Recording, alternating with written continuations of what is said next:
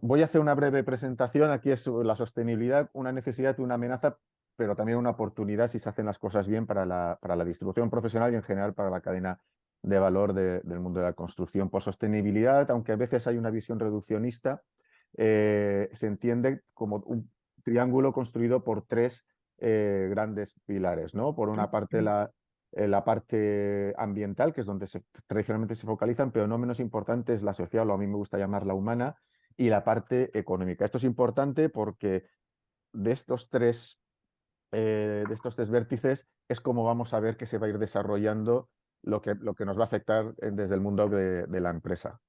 Hasta la fecha, cuando se habla de sostenibilidad, pues lo que nos viene a la cabeza es mucho ruido y pocas nueces, si se quiere, o el famoso concepto del greenwashing, que al final es mira lo que yo digo, pero no lo que hago, ¿no? Eso me pongo una etiqueta, soy verde o lo que sea, y con esto ya parece que estoy al día. Pero todo esto va a cambiar. Hasta la fecha veníamos con una mentalidad que del dicho al hecho y mucho trecho. Sin embargo, estamos en una fase donde esto está cambiando y nos van a cambiar además por la fuerza legal y donde ya el trecho cada vez va a ser más estrecho.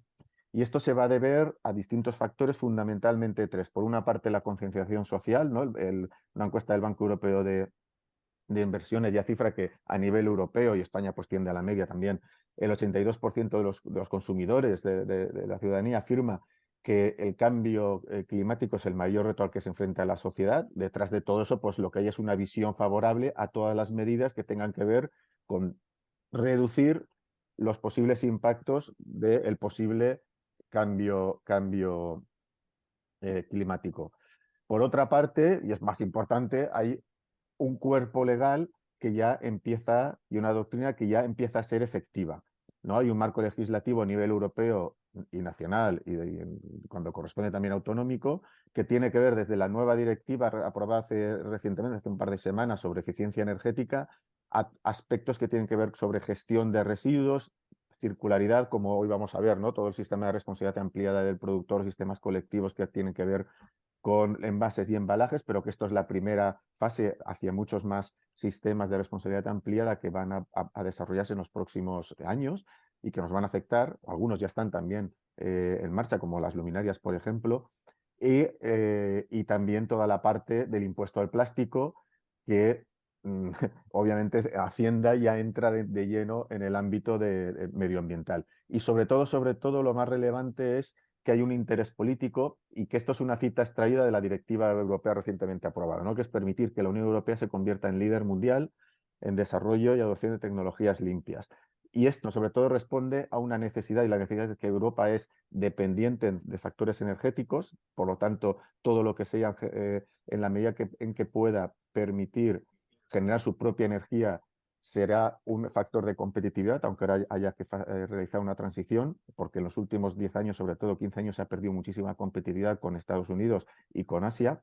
Y la otra parte es que tampoco Europa tiene la autonomía en materias primas y sobre todo en materias primas cada vez más relevantes, con lo cual todo lo que sea reutilizar productos ya y materiales que ya se han utilizado, poderlo reconvertir y trasladar al mercado, también genera una autonomía desde esta perspectiva, ¿no? Y estas tres fuerzas combinadas son las que están impulsando y van a impulsar sí o sí, nos guste más o menos, la transformación a la que estamos asistiendo.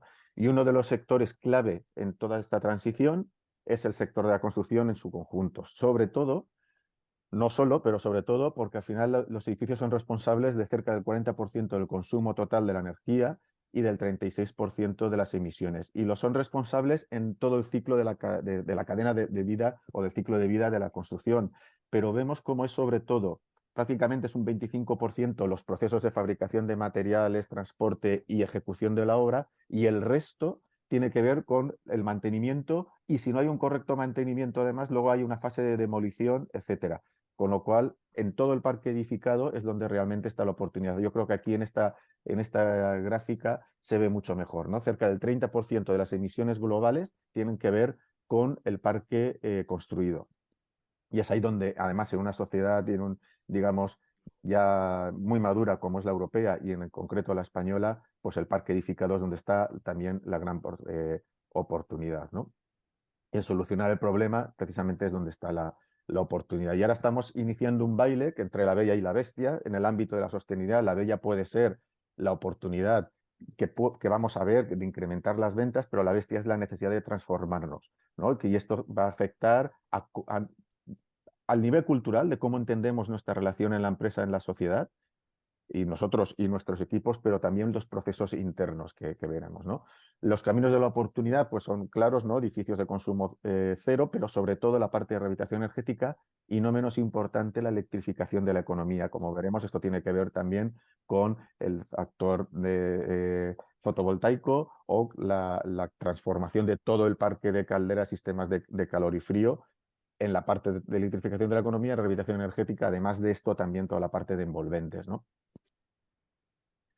Y además esto afecta absolutamente a todos a todo el parque edificado, bien sea residencial, bien sea público y bien sea terciario. Por lo tanto, todos los edificios construidos hasta prácticamente hoy, como quien dice, hasta hace 10 años, van a tener que ser, para que cumplan, remodelados. Y ahora veremos las cifras, ¿no? Los objetivos de la directiva europea sería en 2050 conseguir que todo el parque fuese casi cero o cero. Estos son objetivos que se podrán cumplir o no, pero nos marcan una tendencia. Nos los podemos creer más o menos. Yo personalmente pienso que es inviable que en 30 años se rehabilite lo que ha construido, lo que ha sido, ha tardado en hacerse 100 años, por así decirlo, pero desde luego nos marca un camino, nos marca una dirección. Por ejemplo, si nos centramos en el ámbito de la rehabilitación energética por la parte de envolvente, los objetivos, aquí vemos el cuadro de cuáles serían los objetivos. A largo plazo hay un desarrollo necesario, fundamental del mercado. Si lo vemos para este decenio, pues el objetivo es conseguir 300.000, pasar de 30.000 a 300.000 viviendas.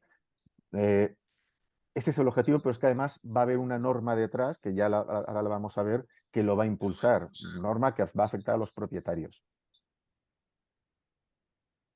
Desde la perspectiva, por ejemplo, de lo que serían sistemas de calor y frío, que antes comentaba, pues el crecimiento, si no cambiara nada el crecimiento del mercado en términos de la vivienda, sobre la vivienda ya construida, pues apenas en 10 años sería un 6,5, pero lo importante aquí es ver la evolución de cómo hay que renovarlos para que cumplan, cuál es la evolución estimada, pues sobre todo de lo que es el gas natural y de lo que tiene que ver con la bomba de calor y la solar térmica, ¿no?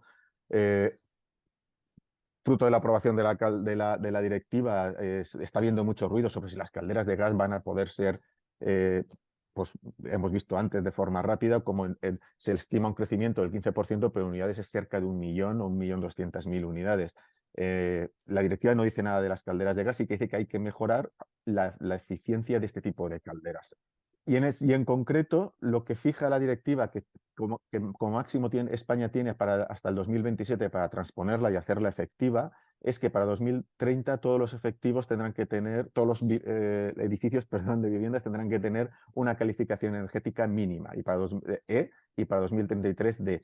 Además, aquellos edificios o aquellas viviendas que no cumplan esta normativa pasará como con los vehículos que no tienen la ITV, no podrán ser transaccionables. Y del mismo hora que para transaccionar necesitas un certificado energético, sea cual sea, a partir de estas fechas no podrán transaccionarse. Por lo tanto, es lo mismo que decir que una vivienda que no cumpla con una calificación energética mínimo E no valdrá nada en términos de mercado.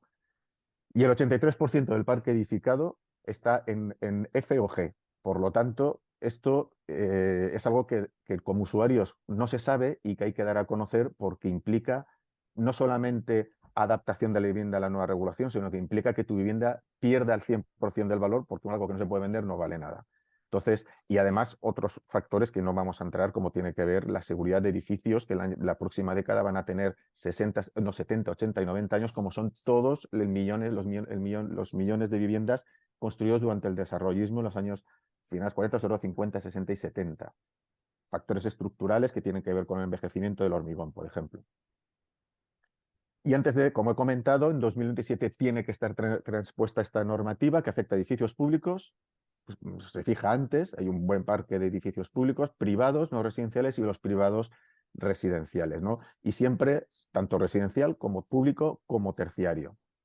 Y al final esto nos afecta desde el punto de vista de la distribución, y ahora ya entraremos en detalle, sobre todo es un cambio en cómo concebimos la cadena de valor, de una cadena de valor totalmente lineal, que es la que hemos venido trabajando, a una cadena de valor que ya no es lineal, sino que está totalmente interrelacionada y donde el reto es cómo volvemos a poder poner la distribución en un punto de valor, que creemos que es así, sobre todo desde la perspectiva de los retos de la sostenibilidad, que son varios, ¿no? Hemos visto que tiene que ver con la parte económica, ambiental y social, y aquí si lo fijamos, pues tiene la parte medioambiental sobre todo afecta a cómo nos integramos y aportamos valor desde la perspectiva de la economía circular, la parte humana tiene que ver con el desarrollo de unos perfiles profesionales novedosos, tiene que ver también cómo trasladamos estos conocimientos al mercado, no voy a entrar en detalle, y la parte de económica tiene que ver con la eficiencia, ¿no? Pues nosotros estamos desarrollando iniciativas que tienen que ver cómo poner la distribución